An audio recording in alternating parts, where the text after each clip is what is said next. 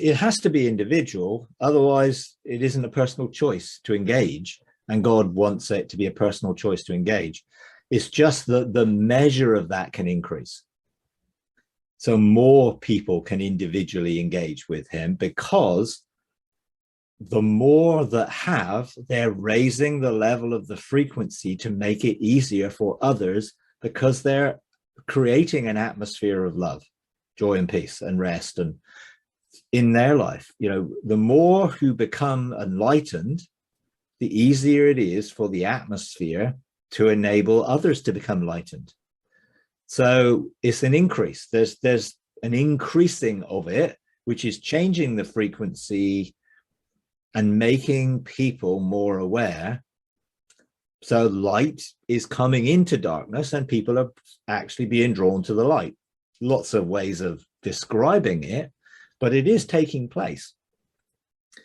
Alongside that, God is looking to free people from the religious stuff, which makes it harder to actually embrace the truth of who God is, because it's a system which is designed on works, guilt, shame, and condemnation mostly. You know, so that is to be deconstructed, or people are being set free from it and coming out of it, and then become part of the solution rather than part of the problem. I think religion is the problem, or part of the problem, which makes it harder for people to know God, because it creates this image of God which is not him.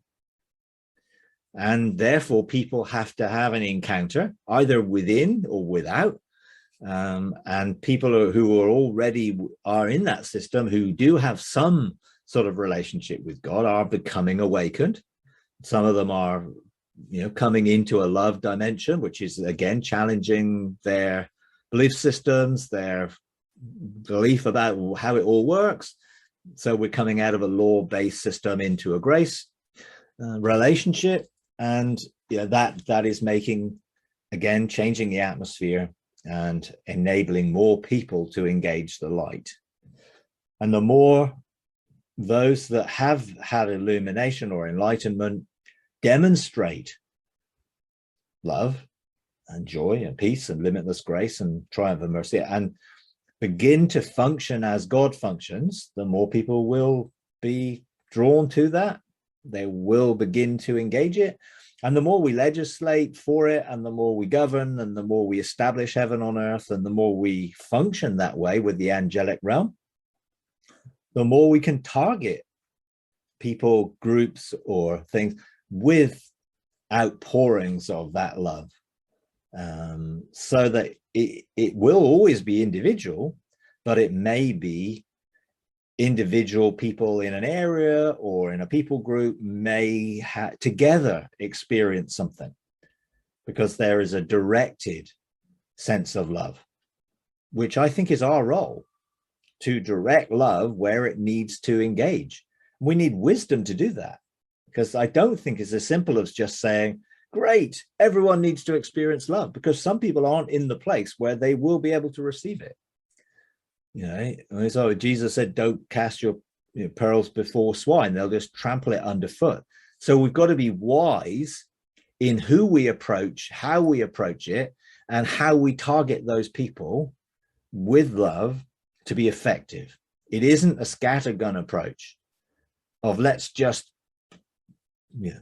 pour love into the earth and everyone will be good.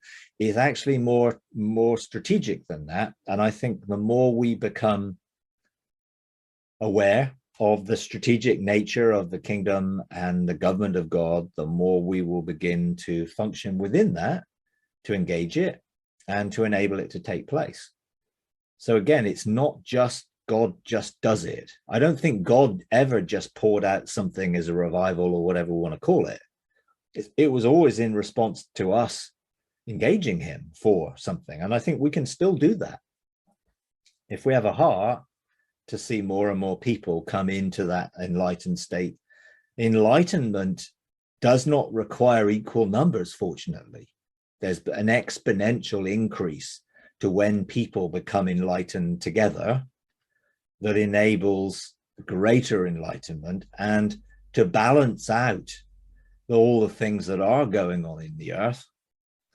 let's say, I don't know, let's say there's 6 billion people who are all trapped in the tree of the knowledge of good and evil. And of those 1.4 billion who aren't, maybe, or are less so, some of them are becoming more awakened, and some are becoming very awakened and enlightened. And that is beginning to change the atmosphere, change the frequency, tip the scales, if you like. And, you know, I've done teaching sessions on enlightenment and the scales of it, and the fact that, you know, if you have 12 people enlightened to a level, a certain level, then that will change the earth, you know. Now, if you add one Jesus, which is full enlightenment, that obviously can change the earth, but he's not going to change the earth independently of us. So he's wanting us to become enlightened like he is, becoming more enlightened, carrying that frequency, that then we begin then to see change take place.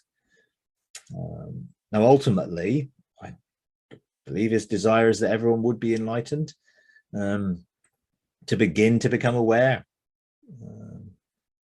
So yes, it must be individual, but I think that individual nature can also happen in a greater dimension with groups of people or areas or other criteria strategically, once we begin to function governmentally like that. So things like shielding the earth with a light shield, and then functioning governmentally within that light shield to direct what is the light. Yes, it's to protect, but also it's to shine, will have a greater effect as more people take up their position in that place, in that role.